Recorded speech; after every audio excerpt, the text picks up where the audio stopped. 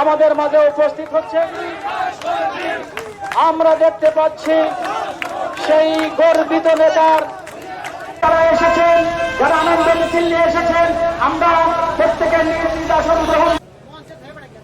وما تشاءون إلا أن कृष्णाशाय गोविन्दाय नमो नमः।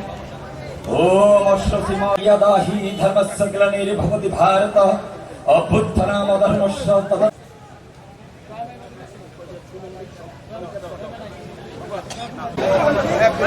আমি বিসমিল্লাহির রহমানির রহিম।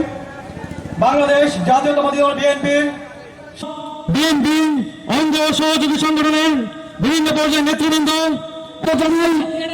হাতিয়ার ইউনিয়নের পক্ষ থেকে পর আমরা দেখতে পেয়েছিলাম এই সমগ্র বাংলাদেশকে দুর্নীতির অবদান রেখে চলেছে। ভাইয়ের আমার বন্ধুরা আমরা দেখতে পাচ্ছি 1927 সালে আমি হাতিয়ার ইউনিয়ন থেকে যে সমস্ত ভাইয়ারা এসেছেন, আমি তাদের দৃষ্টি আকর্ষণ করে বলছি, দয়া করে সবাই জানেন 1906 সালে গোপালগঞ্জের কৃতি সন্তান বঙ্গবন্ধু মৃত্যুর পরে যদি একজন বাঘা পুরুষ থাকে, সেটা গোপালগঞ্জের কৃতি সন্তান এমএসকে মঞ্জু।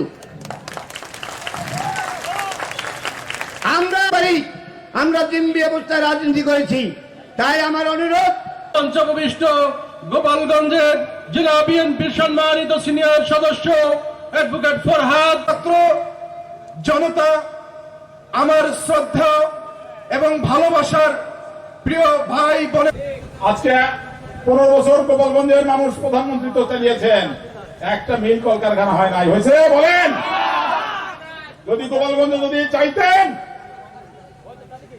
তাহলে 1000 মিল কলকারখানা করতে পারতেন, আর গোপালগঞ্জে 10 লক্ষ লোকের কর্মসংস্থানের ব্যবস্থা হতো।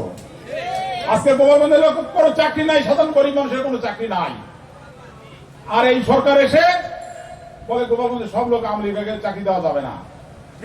দেখেন কত বিপদে আছি আমরা।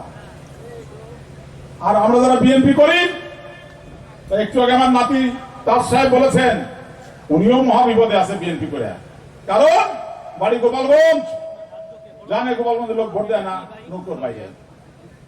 কি হবে শেষ পর্যন্ত? কারো জন্য তদবিরকারী বলে গোপালগঞ্জের লোকের কাজ করে লাভ নাই, ওরা নার বাইরে যাবে না। দেখেন আমরা বিএনপি করেও মহা বিপদে। আমার